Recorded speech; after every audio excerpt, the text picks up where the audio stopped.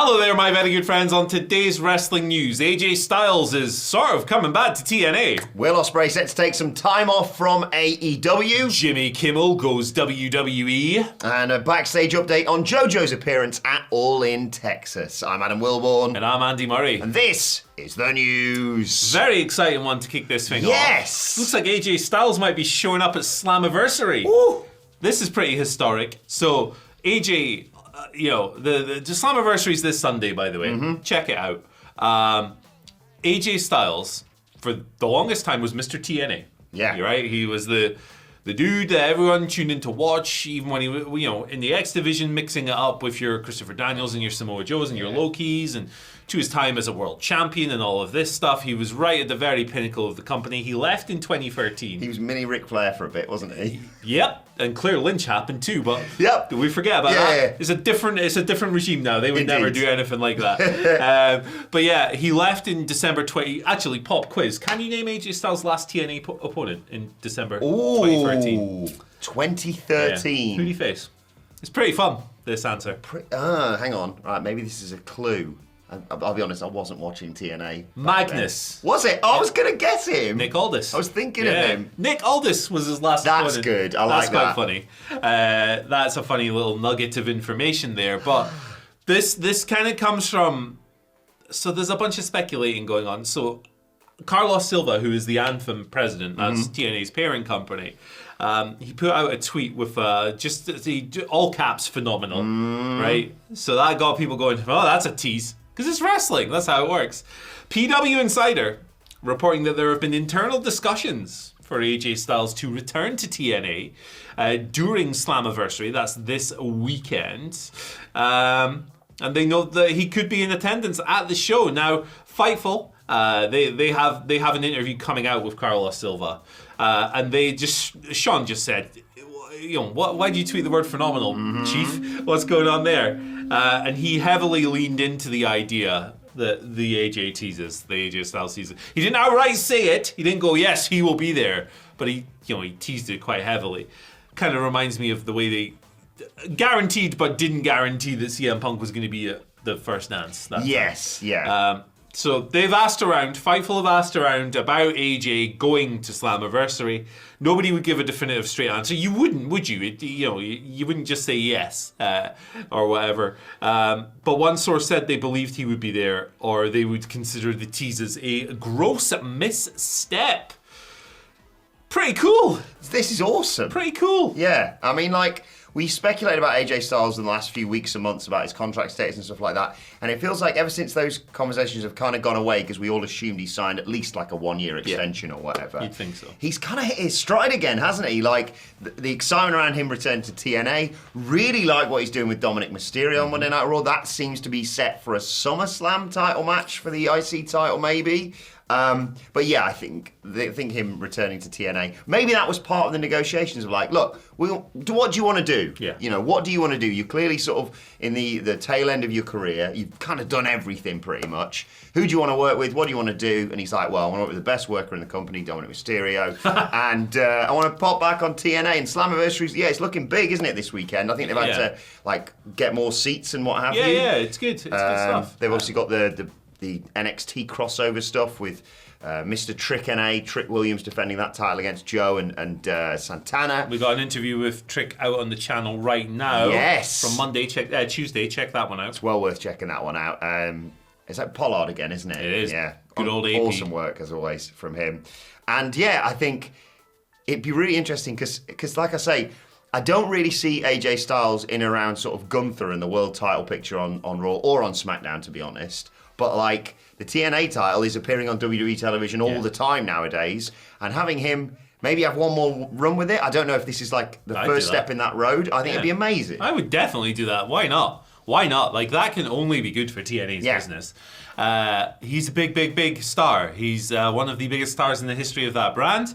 Since leaving TNA, he had a sensational New Japan run. He's come to WWE and been very successful there. Multiple world title reigns, high-profile feuds, storylines, all that stuff. As recently as last year, he was in a world title program with Cody Rhodes, and that went extremely well. It's AJ Styles, baby. The opportunity to use a wrestler of that name value one who has so much value to your specific company, TNA, doesn't come along often. So if he wants to do it and there is a chance to use AJ for a match, a title run, or whatever, to sell some pay-per-view tickets and raise some profile and all of this stuff, I would 200% do that. Absolutely, yeah. I think it'd be really cool. There's a bit in my brain that just popped up that I thought, when you mentioned, obviously, that feud with Cody that went so well. France. They're going to Paris. There you go. August. Maybe someone's I don't think they'd probably have the TNA World Title match on another WWE show. They've already done that with NXT, of course. But who knows? Yeah, I'm dubious of the benefits of doing a TNA title match on WWE programming. I think it would be a lot more beneficial to them to put AJ on their show. So people have to tune into that. Yeah. I'm never truly convinced when this idea of exposure pays off, right? When you put it on like the main show. I think that people are just going to keep watching WWE rather than going, hey, I need to watch that. Put it on that in the first instance and you might attract people over. I mean, they've got the title for title match with JC Jane and Masha Slamovich at Slammiversary as well. The Iconics fighting for the tag titles. That's just saying. The inspiration, sir. Sorry, please. They're always the Iconics to me. I remember when they were in other promotions, and I was like, "Oh, it's Billy Kay and Peyton Royce." That's not their names. Yeah, that hasn't been their names for 5 years. They will always be that to me. But yeah, I think this would be wholly beneficial for everybody. If WWE aren't doing stuff, and I don't see them having AJ take the IC title off Dom because I think that run's going really well so far. Yeah, so if you're not going to do that, TNA World Title. Just a win for every single party. There's no downsides whatsoever. One would assume if you're going to do that, by the way, that Trick retains on Sunday. You'd imagine so because he's the big bad heel. And Trick getting to work with someone like AJ Styles would be so beneficial for him as well. Everyone wins, let's do it. Trick to AJ and then AJ loses to Mike Santana in 3 months. Great, there you go. perfect. I've done it. But if you don't want to lose on the internet. There we go. Check out NordVPN, baby. 76% off right now. This deal runs to the end of the month. 76% off. That's more than 3/4. 4 months for free. And you get a $50 Amazon gift card up to that.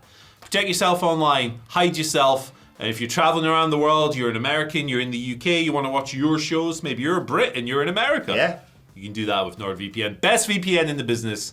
Our proud partners. We love them. As much as AJ Styles wouldn't like it, it works all round the world. Round the world. All flat the world. No, it's a great deal. Check it out here. Link in the description.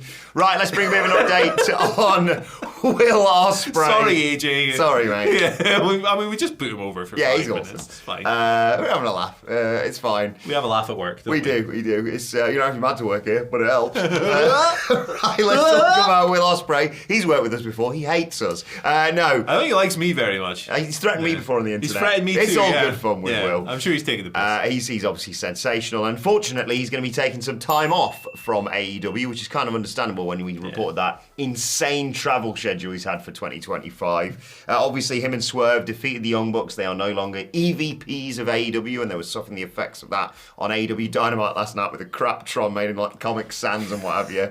Anyway, he was obviously also involved in the Hangman Page stuff. Hangman Page thanked him on Dynamite last night, but he was taken out by the Death Riders. And Fightful reporting that, no surprise here, Will Ospreay's been working banged up, and as a result, he's expected to take some time off. The interesting part of this is, because I think everyone assumed, we'll probably not see Will for a bit on AEW.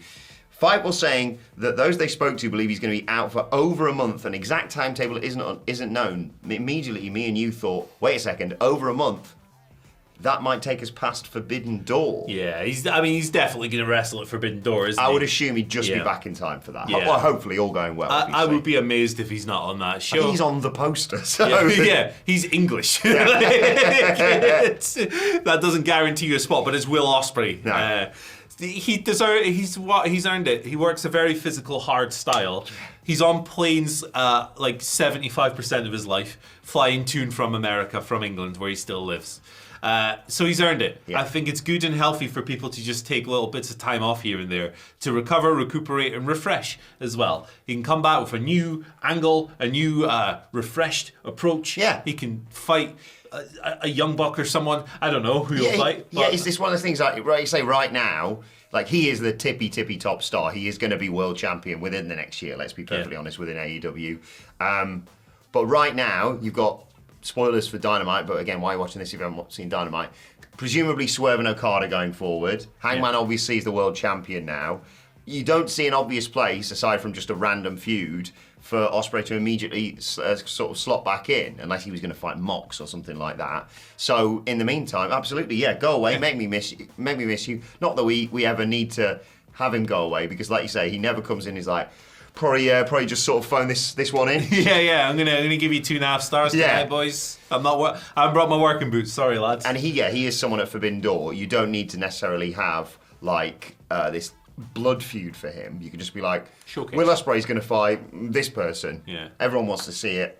He's great, and here's an open invitation. Will, if you are going to be at Forbidden Door and you want to have a bit of a party afterwards, why don't you join me and Mark Henry and Swerve Strickland and Prince Nana and Nigel McGuinness as well at the after party for Forbidden Door, All In. It's also technically an after party for that because it's after that. You just turned the TV off. Screen's gone off. Yeah. Join us for that. Sweet Chin Disco, the wrestling after party, the best wrestling after party that there is. If you want tickets for that, dice.fm.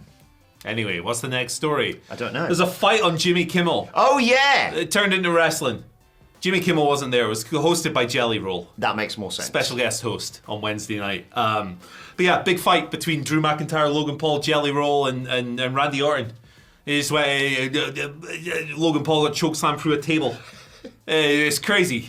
Wrestling is taking over Jimmy Kimmel. But this is a whole. I've written down a whole play-by-play here because I mean it's just it's bonkers. It's silliness. So basically, Jelly Roll was interviewing Randy Orton. What a sentence that is on the show. They were talking about Saturday night's main event when, of course, Jelly Roll got physical and he got kicked. Got kicked by the Claymore Drew McIntyre. Orton said, "We're in this together. We'll sort it out at SummerSlam, brother." They were interrupted by Drew, who said, "I come in peace," and then he immediately insulted Jelly Roll.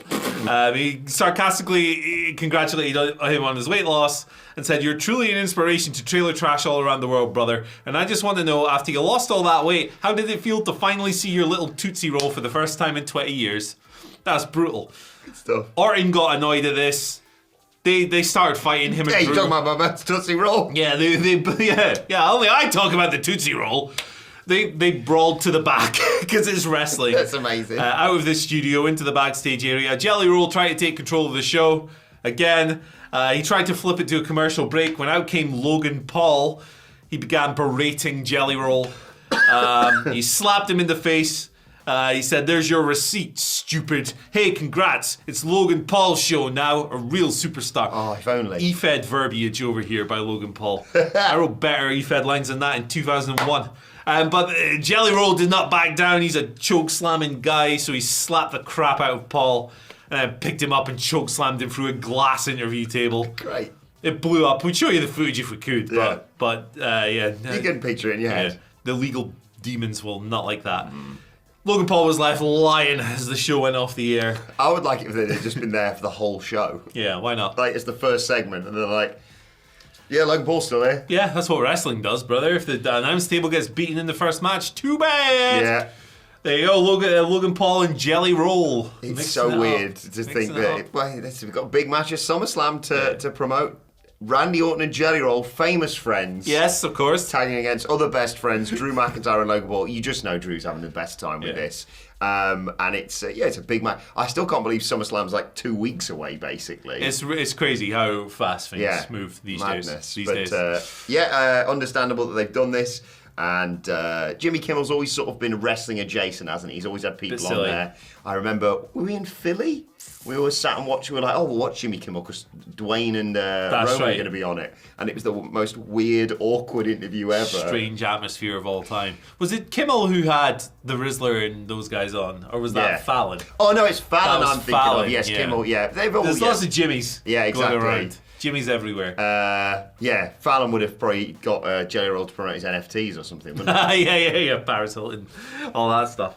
The Jelly Roll thing has attracted a lot of cynicism. I think it's because he's a man whose name is Jelly Roll. Yep. That's probably part of it. I did not, full disclosure, I didn't know who he was until he got involved in wrestling, until he did the choke slam. No, but he's a big deal, isn't he? Me and Hamlet were talking about this. Yeah, big over with the musics. I'm going to look at his Spotify total listens, actually. Go on, yeah. And I'll reveal that I discovered yesterday that the person who gave Jelly Roll his nickname, because that's not his real name, spoilers everybody, was his own mother, apparently.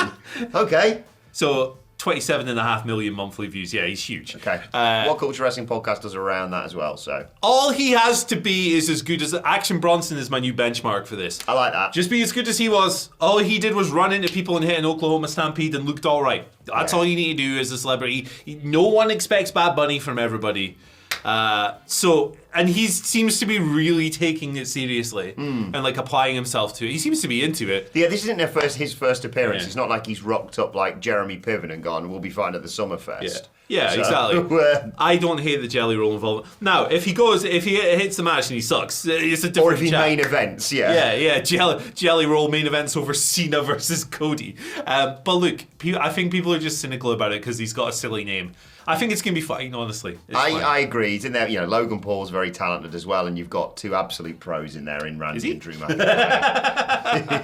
He's talented at extracting people from their money. He is. Very, and Prime is delicious. Give it to your kids. Don't do that. Okay. Right. Let's conclude with a really nice story, in fact. Another report from Fightful here regarding JoJo Offerman's surprise appearance at All in Texas. Lovely to read this. Yeah. The surprise appearance at All in Texas was very emotional to many people backstage at AEW and WWE, say Fightful, with actually a lot of people within WWE that they spoke to thinking that the Firefly touch was very classy on AEW's part. It's just nice when wrestling does stuff like this, isn't it? Yeah, absolutely. It's one of those things that transcends stupid, petty company versus company stuff. I think Sean noted as well that JoJo is very popular in both companies. Look, I thought it was lovely. It was just lovely. Singing "Ain't Nobody," which was Swerve's entrance theme on the Indies. The first time I saw Swerve Strickland was at an indie show. It was a Fight Club Pro show in Bush Hall, I think it's called, in London, like 2018. And he skinny guy back then. He's put on a lot of muscle over the years. Looked totally different in terms of his frame. Coming down the ring to Shaka Khan, I'm like, this is the best guy ever. He just exudes cool, This is doesn't the he? coolest guy ever. So that was like a really nice touch, like a really nice callback. JoJo singing it is just the cherry on top. Look, horrible tragedy, the passing of Bray Wyatt, obviously. And she's got to live with that. And it's nice when I think wrestling gives back in ways like this. We saw earlier this year there was photos of her like doing some ring announcing. Yes, and trialing out and testing out and stuff like that. I think it's nice when wrestling reaches out to the people who have had these things happen to them in any sense. Look, AEW did a really nice thing by putting her there, and it's not like she's some charity case or anything like that. No. She's a very talented woman, as she showed on that show.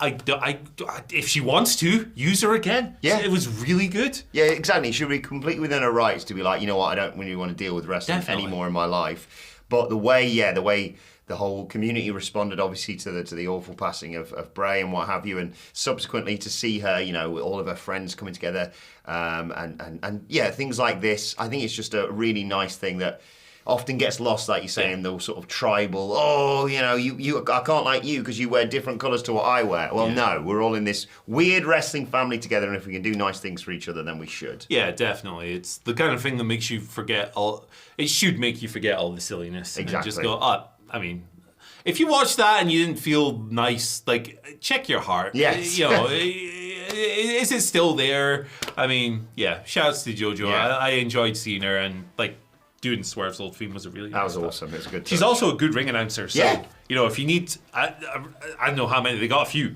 They got a few ring announcers already, but if you need another one, she's great. Yeah, she's a cool sort of bonus to add on to shows as well, isn't it? Because everyone's happy to see her, obviously. Yeah, for sure. So, hey, let us know what you thought of all this in the comment section below. And check out this video here of reinventions in wrestling. 81. Lots of them, yeah. 81, having fun. That's what they say. Yep. See you later. Bye.